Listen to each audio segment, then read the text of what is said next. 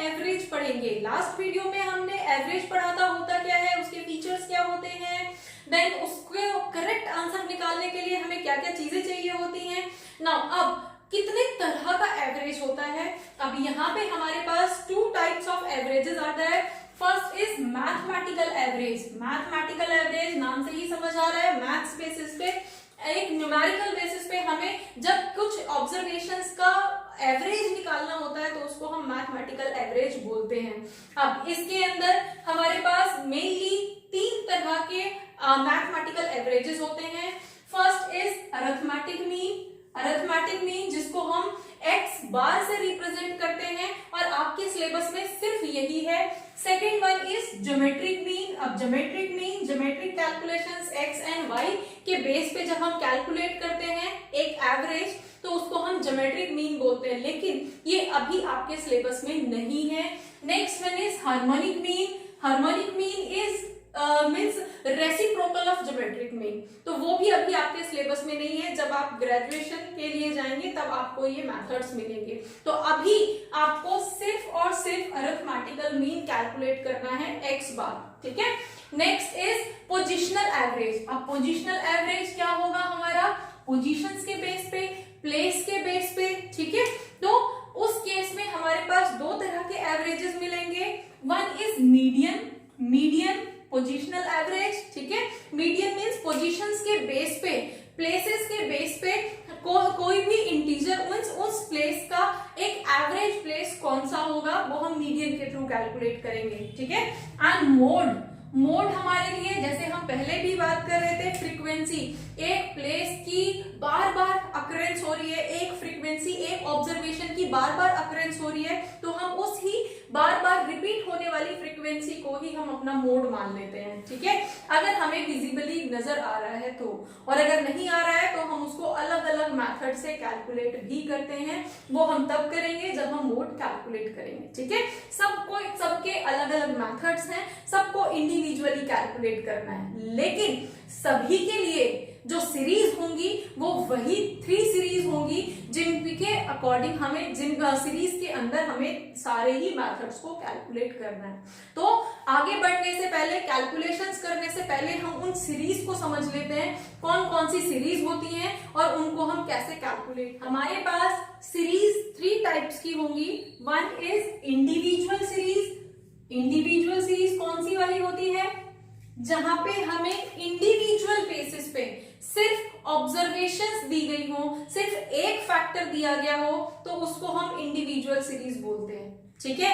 जैसे हमें कोई भी डेटा दे दिया, 10, 12, 13, 15, 6, 9 व्हाटएवर, इस तरह से हमें कुछ भी दे दिया, ठीक है, कि जो बच्चे हैं उनका, सपोज हमारे पास नंबर ऑफ स्टूडेंट्स इतने हैं, उन स्टूडेंट्स के जो मार्क्स आए हैं वो इतने इतने आए, दैट्स ऑल, ठीक है। हमें सिर्फ मार्क्स दे दिए गए हैं कि क्लास में कुछ बच्चों के इतने इतने मार्क्स आए हैं, दैट्स ऑल। हमें सिर्फ एक इंटीजर बताया गया है, दैट इज मार्क्स, ठीक है। That is called individual series. Done. Next is discrete series. अब डिस्क्रीट सीरीज क्या होगा, जब हम यही मार्क्स का ही एग्जांपल लेके चलते हैं, जब हमें यही मार्क्स ये बताए गए हो कि कितने बच्चों के ये मार्क्स हैं। सपोज हमें यही मार्क्स दिया था, हमें बोला था 10 मार्क्स, ठीक है, हमें मार्क्स भी दिए गए हैं और नंबर ऑफ स्टूडेंट्स भी दिए गए हैं। तो हमारे 10 मार्क्स जो है वो 3 स्टूडेंट्स के आए हैं, 12 मार्क्स जो है वो 2 स्टूडेंट्स के आए हैं, 13 मार्क्स जो है वो 1 स्टूडेंट के आए हैं, 15 मार्क्स किसी के भी नहीं आए हैं, 6 मार्क्स हमारे सपोज 9 स्टूडेंट्स के लिए आए हैं और हमारे जो बाकी 9 मार्क्स हैं वो सपोज 5 स्टूडेंट्स के हैं। तो जब हमें किसी फ्रीक्वेंसी के रिलेशन में कोई ऑब्जर्वेशंस दी गई होती हैं तो वो हमारी डिस्क्रीट सीरीज बोली जाती है। आपके क्वेश्चन के अंदर, आपकी बुक के अंदर आपको जब भी इस फॉर्म में डेटा मिलेगा तो वो आपकी डिस्क्रीट सीरीज होगी और उसमें जो फॉर्मूले लगेंगे वो डिस्क्रीट सीरीज के ही अप्लाई होंगे। डन।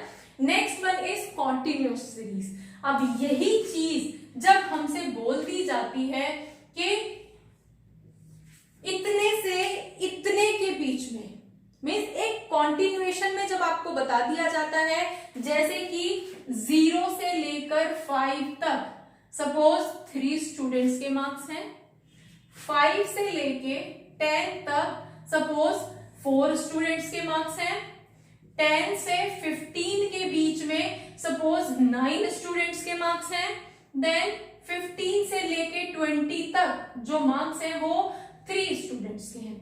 जब इस तरह से करके हमारे पास, और इसको हम बोलते हैं क्लास इंटरवल्स, और यहाँ पे हमारे पास फ्रीक्वेंसी।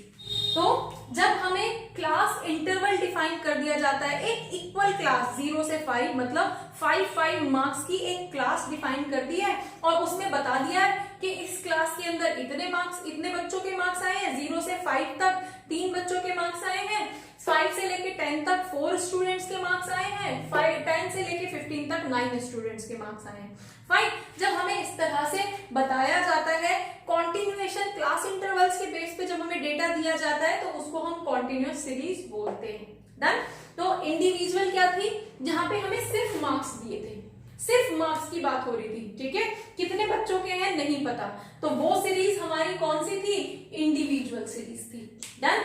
अब जब हमें ये बताया जा रहा है कि इतने मार्क्स तो हैं, इतने बच्चों के हैं, लाइक 3 स्टूडेंट्स के हैं 10 मार्क्स, 2 स्टूडेंट्स के हैं 12 मार्क्स, ठीक है। तो जब हमें किसी के रिलेशन में कोई डेटा दिया जाता है, तो वो हमारी डिस्क्रीट सीरीज बोली जाती है।